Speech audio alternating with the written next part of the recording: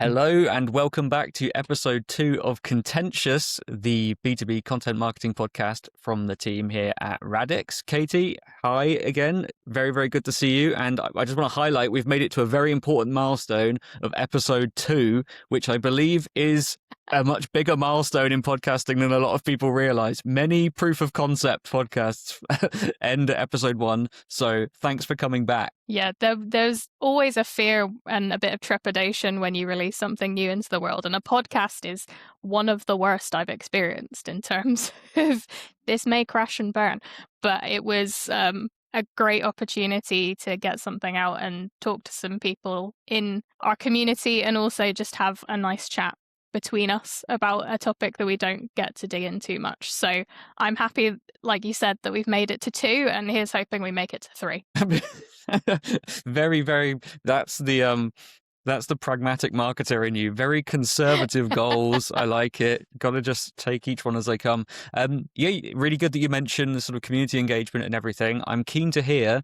For people that listened to episode 1, we did say that we'll circle back to each month's topic the following month and just kind of pick up on any feedback and input we had. So from your side, I'm eager to hear on our focus topic for episode 1, which was the sort of impact of zero-click search on traffic and what marketers are doing in response. What did you hear? What did people have to say? Did the conversation move on? Has your thinking moved on as a result? I think smugly, a lot of people seem to sit in a similar camp to me, so that made me feel good. I mean, firstly, just to everybody who was really nice to us and kind of gave us a virtual pat on the back, that was really a lovely, a lovely thing to hear from people as well. But yeah, in terms of engagement with the topic, from what I have heard and what I have spoken to people about afterwards.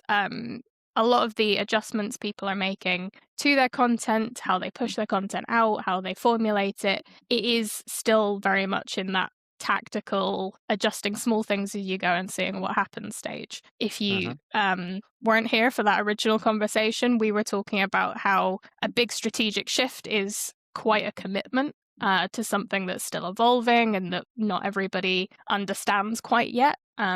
So I think that's probably a good shout, like small things, and then you can build on the stuff that works and kind of pull back on stuff that doesn't serve you quite as well. We've had some nice comments as well, some input there. David Maguire, couldn't have a podcast without a shout out to David, talking about the kind of structural changes that marketers can make to the way that content is presented, and the fact that a lot of things can be really under the radar. You're making small edits to the way we were talking about headers, things that are really crisp and clear and really don't step on the reader experience, don't make it more difficult. The caveat to that, of course, is that these have to be incredibly well considered. You have to be really cognizant of the fact that you don't want to go too far in the opposite direction and make something reader hostile. So if you're making a change to the experience, you've got to be confident that it's not going to derail it for anybody. Sure.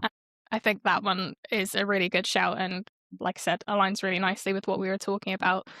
Rosie Clifford, thank you for your comment as well, brought up that we were talking about the kind of complexity of a B2B buyer journey. So we've been speaking about this a lot. If you are selling something that's very easy to compare, I think we were using headphones in our initial discussion about it earlier. It would be very easy for an AI overview to go, here's this pair of headphones, they cost this amount. This is what the features are, and then to do that with another, and you might get enough information from that to confidently make a decision. When you get into B2B, get into B2B tech, if you're talking about our specific clients, we're talking about millions and millions of dollars worth of investment. Yep. No one, well, I hope, no one is going to make a decision based purely on those kind of top-level AI overviews or even, a conversation with an LLM. So we do have to account for the fact that a B2B journey is often quite a lot more complicated than a B2C journey. And that can kind of influence how important like GEO is to that customer journey. So yeah, thank you for that comment. I think it's good to know that the things we're talking about are resonating with the actual experience that people are having. And I had a great conversation with a client partially off the back of this, where we were talking about the kind of importance of creating content that can feature into a variety of paths. Historically, we've always hoped that somebody would read a blog, download an ebook, and once they've read the ebook, they'll reach out. I'm not convinced it's ever been quite that simple, but it's certainly not that simple now. And having a lot of different kind of modular journeys that you can lead people on in different directions and account for the fact that people may disappear back up to the top level to learn something new that brings them back down towards a conversation. I think that kind of non-linear modularity is really important for content, and it will become more important for content as we're talking about GEO and things like that. Nice. Incredible. Yeah, really, really good to hear that feedback. And as you say, just very nice to know. I particularly appreciated the comment about, understanding the complexity of B2B buying journeys, because I think even if this conversation that we're hopefully having here once a month is very useful for us, even if we achieve nothing else than kind of contextualizing some of these topics, which are largely talked about in a B2C context, recontextualizing them for a B2B audience and thinking about how much of this actually applies to you, how are the rules different in our field, and then we're doing something really useful. So really good and really reassuring to know that as well. While we're on the topic, while you bring up sort of customer and audience intent, I was reading HubSpot's State of Marketing 2026 report, which won't be a surprise to you because you sent it to me and made me aware that it's time to read it. A fantastic report and a lot of insight, by the way. I just wanted to there's a lot more to explore in this kind of AI-assisted buying journey. We were talking about AI search specifically in episode 1, but there's going to be a lot more for us to talk about in the coming months, plenty more topics around this to explore. I just really wanted to flag something. We talked last time about AI-assisted search being particularly useful for quite simple questions with closed answers, kind of like the example you just gave, which often leads it to be like pretty low intent. People are asking these things as basic initial research. We know that they may well be on a buying journey, but they're often early stage, that sort of thing. Just an excerpt I wanted to pull out about some very similar but different activity, which leads to pretty different result. HubSpot flag up around traffic that's referred from AI. So rather than AI-assisted search, but we know people are using tools like ChatGPT and other LLMs to actually assist with their buying journey now, asking specific questions and then getting referred from LLMs to company websites. And the bit I pulled out, nearly half of marketers, 49%, agree that web traffic from search has decreased because of AI answers. Very good. That supports what we were talking about. But 58% note that AI referral traffic has much higher intent than traditional search. So people that are specifically using tools like LLMs, ChatGPT to undertake some aspects of their search are flagged as very, very high intent. So that's not the people clicking through from Google Google AI summaries in Gemini that we see when we search. Mm-hmm. That's AI-based searching. And they remark on the impact they've seen at HubSpot itself, that their blog traffic is significantly down, as we kind of hypothesized and many people were talking about last time. But leads directly from LLMs are up 1,850%, and they convert 3 times better than other sources, which is quite incredible to me. Yeah, those are large numbers. And not to derail this month's topic too much, but I just wanted to flag that while we're on the topic of AI search again. This is a different type of AI search, but probably a topic for us to cover in a month to come. Yeah, I would really like to revisit this because I think it feels like a bit of a cop-out for drawing a final conclusion from a conversation, but it's moving so quickly and we're still comparatively early in its sort of evolution and impact that I think you do have to repeatedly revisit these from slightly different angles, because how else are we going to build a real picture of exactly how people are using these? Because behavior and, we've probably seen a lot of the early adopters getting on board, but there's still a lot of people and, whether or not they jump on the bandwagon, we don't know yet, but a few months down the line, it's probably worth looking back on. Absolutely. And in terms of this, to kind of take us into this month's focus topic, again, it was inspired by this state of marketing report from HubSpot. So if listeners haven't given that a read yet, I'll put a link to it in the description below, and please do check it out because I'll reference it quite heavily in the opening of this section now.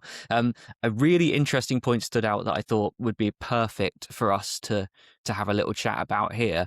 In terms of content trends, plenty shared in the report that I guess maybe aligns with what our gut instinct would be. The main narrative is that people are creating a lot of, or have been creating a lot of content using AI. That AI generated content is not delivering the level of engagement and the results that they need.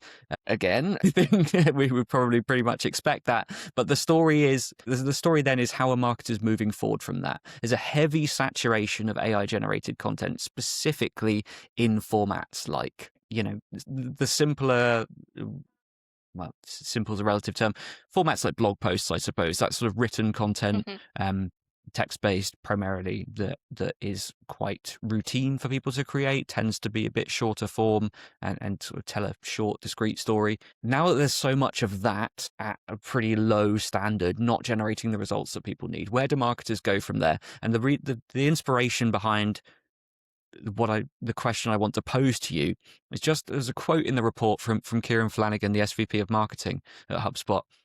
I'm just going to read it. I don't want to spend too much time just reading things directly to our listeners, but I am going to read it to you for the purpose of context. Today, more content is generated by AI than by humans, but it's mostly average. Consumers seek human-created content and will tune out brand and AI-generated content. Now comes the operative part I'm very interested in. Content will move to gated spaces that AI hasn't overrun, like newsletters, podcasts, and YouTube. Learning to craft content is a timeless skill. Don't follow the masses and outsource that to AI. So the bit that I'm really, really interested in talking about is that bit in the middle. Content moving to gated spaces that AI hasn't overrun. The question I pose to you now, as people start to shift from planning to execution for FY26-27 and Q1 that's coming up for many people, should marketers simply try to cut through this excess noise created by all the low-performing AI-generated content and stay the course with the formats what they like and they know their audience like? Or should they do what Kieran suggests there, move into spaces that AI is not great at yet, and as such, they have there is less noise to cut through and they can bring that human touch a bit more? Big question, I know, but keen to get your initial reaction to it. Well, yeah, a lot of places to go from that question. I think the first thing that stood out to me is I'm not sure I'd confidently call most AI generated content average. I'm not sure most of it attains that level. But your mileage may vary and other people maybe aren't quite as picky as people who have trained to be writers over the past 10 to 20 years, depending on who you're talking to.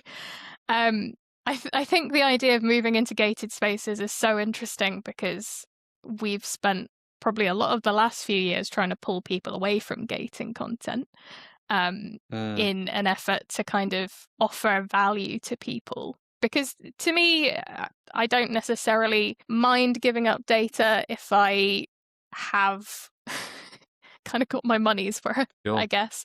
I'm kind of one of those people that pay for WinRAR. I've got my money's worth, so you can have it. You can have it at that point. You've won me over. So I think this is so interesting from like where we were talking earlier about contextualizing often B2C conversations as B2B marketers and people who work in that orbit, where they're talking about things that AI hasn't quite nailed. So video, for example. There's a lot of talk about TikTok. I don't really understand TikTok, but I don't think it's a particularly useful channel for a lot of the clients we're working with, the people we're talking to. I love a newsletter. I love a podcast. We definitely didn't read this before we decided to launch a podcast on YouTube. It was an original Maybe idea. Maybe we're ahead of the curve. It's as original as the idea could be. The format's been done many times, but we didn't specifically respond to a report we read. No, it was mostly off our own back. I don't know if I agree. I Sure. think I'm in that position. I would love to know where you sit on it, because I think encouraging people into these spaces is great. I think encouraging people out of other spaces in favor of these kind of gated, non-AI areas is probably, much like we were talking about last time out, a bit of a pendulum swing too far in the opposite direction for me. Sure. Yeah, well, I mean, How I about think you? I think I'm probably pretty aligned with what you think. I think, again, this is something where, in the specific context of B2B, we have to think a little bit differently about things, because, like, first and foremost, every single decision we make has to be guided by what our audience and the people consuming content actually want and need. So I know that in the report they flag up some really interesting stats around increased performance of short form video. And like you say, whether it's TikTok, YouTube Shorts, that sort of thing, I'm sure those are an extremely high ROI format that people can build in an engaging way. And yes, AI doesn't do it exceptionally. So there's not so much slop to cut through in that format. Which is great, but is it particularly relevant for us? I don't know. For some brands, I'm sure they can get some value from that medium. In the B2B space, it's not as clean cut as, oh, it's all very serious here. We shan't ever do short term video because it's just not as simple as that. It will be relevant for some things, and in terms of actually bringing that human element that we know people crave in this world of where we do have an oversaturation of content which people can sniff out really easily as being not made by humans or indeed for humans, I think it's worth considering. But my opinion mostly comes back to, we have to focus our efforts on just doing the best job we can of creating strong content by humans for humans in whatever format it is that our audience demands. I wouldn't be pivoting my entire content strategy away from blogging, creating ebooks and white papers, if that's something that's important to me, in favor purely of video. But I think I'm all for experimenting. Let's branch out. Let's try these things. If we know that human connection is so important to these audiences which are so growing weary of AI generated content, then let's try some new things that bring an increased human element as well. But again, it's one of those things where I would be hesitant to overreact and go too far. And just to caveat, I don't think that's what anyone involved in the HubSpot report is saying. I don't think they're saying quit everything and only produce short form video. But if you only look at the numbers, you could conclude that. And I don't think that's really what anyone should be doing. Yeah, I'm really interested to. Yeah, do you have any thoughts on that? Yeah, I think if you're gonna go into something like video a little bit more, you have to put a human in front of the camera if you want it to feel human. Like, I think, what makes video a sort of quick, effective platform in a lot of ways is either people who can just sit in front of a camera and just crack something out quickly, and there's not a lot of production involved, all this kind of stuff. A lot of B2B video, you're setting up cameras, you've got your lighting rigs, you're putting a lot of effort into the edit and all this kind of stuff. That's not going to get you what these numbers are talking about. Like, I think one of the examples in the report is like influencer marketing that Finland is doing for sort of tourism purposes. And that's just somebody who really knows how to work a camera in front of the camera. And that's what makes this fast and good. And if you've got people on board in your business that can do that, then that's incredible. But it's quite hard to manufacture people to do that. Yeah. So it's sort of a case of knowing who you've got sort of in your community internally as well. People might want to watch it, but there's no guarantee you're going to put out something people are going to want to watch. Sure. But I think with anything, and you mentioned, like, the most important thing is it's doing really good stuff that people want to see, whatever format that is.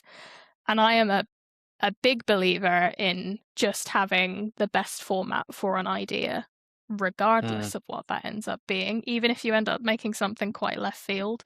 I have been known to make suggestions that don't always land for content types, but experimentation is the name of the game from time to time. But I think the temptation is to become channel led, to become format led, to go, oh, we want to make 5 videos, we want to make 10 podcast episodes, whatever it ends up being. And you don't necessarily take the time to go, would this look better as something else? Would this be received better as something else?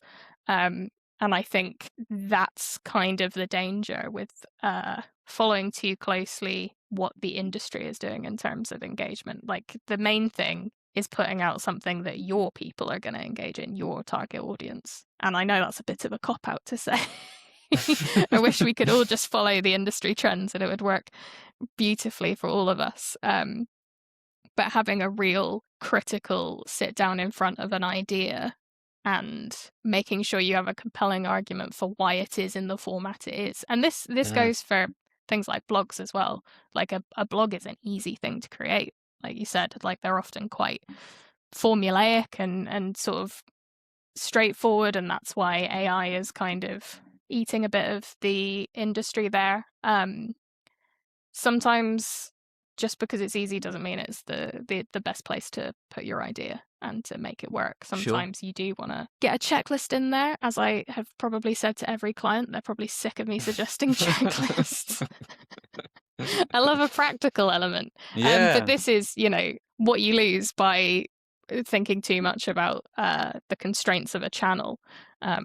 You lose that ability to go, well, what if we crammed something unexpected in here? Yeah, nice. Yeah, completely agree with that. And I think just at the start of what you were saying there, you made a really, really key point, which is pretty perfectly aligned with how I think about all of it, which is that all of these decisions about format and channel should be led by the idea and the goal of the idea. So you have a story to tell. That is what should fundamentally, you find a story that's worth telling, you know who you want to tell it to, and then you find the most compelling way of telling it. You don't start with the format and think, now what story should I tell in this format? Because, you're going to end up mismatching things. The things will end up in the sort of a channel that doesn't best suit them. But that, just to sort of loop back to the original question around, is oversaturation of AI created content in some channels and formats, should it be leading people away from them? I don't think I could comfortably, even though I completely respect that trend is happening and it is making it harder to cut through the noise, I have to stick with fundamental best practice, which is I will find the best format and vehicle for this story. I can't allow something like, well, there's a lot of noise. There are plenty of blogs out there right now. I now won't blog because even though this is a perfect traditional blog topic, no, it has to be, I have to stick with that best practice, I think, and just not allow those things to shape my channel choice too much. If I truly believe that, if my goal is to create the most engaging piece possible, and I believe that a format is going to lend itself to making my story or telling my story in the most engaging way, then I sort of have to tune everything else out and just think there might be more noise, but doing it in the right format sort of gives me my best chance to actually cut through that noise. And maybe on the other side, there's this audience which is increasingly frustrated with low quality AI content. Maybe there's an opportunity there that if I actually do cut through, people that maybe didn't have such an active appreciation of high quality human created content before might now be waiting ready to appreciate that on a slightly deeper level and think, oh, that's refreshing. I just read a blog that was actually readable, like, for example, and I actually quite enjoyed it. Yeah. So, yeah, you sort of... Yeah, I think it can be... Sorry. No, go ahead. I think it can be a lonely position if you are looking out at this kind of sea of generated content to be like a bastion. This is all such dramatic language, I'm sorry, but to be like in a position of committing to putting a human voice in front of people, it can feel a little bit hopeless at times, because it does just feel like you're sitting by yourself in this ocean of sort of semi-nothingness, but you've got to assume that it will be worth it and that it will attract the kind of people you want to attract, because that's the main thing. Like, if you want the kind of clients or customers that resonate with you as a business, you've got to put your actual business in front of them and trust that those kind of those similar ideals will attract, and you'll find your way to like the right partnerships and the right people. Nice. Very good. I think that's a really good point for us to leave it on for this month. Yeah, thank you very much, Katie, again, for taking the time to talk through that. I think, yeah, nice, interesting topic. Hopefully people agree. Yes, as always, we do need your input as well. So the question now posed to the audience, as we move into FY26-27, or you're moving into what's either your Q1 or just your next quarter, has oversaturation of AI-generated content changed any of your plans? Are you leaning away from certain formats, leaning in, or just staying the course and sticking to proven best practices of the past? Really eager to hear your thoughts and what's going on in your organizations. So do respond to our poll that accompanies this episode over on LinkedIn. If you prefer to, you can drop us a comment in the comments below, or just send us a message if you're in regular conversation with us as well. We're always happy to chat about these things and eager to hear from you, however suits you. So thank you again for stopping by, and we will speak to you next time.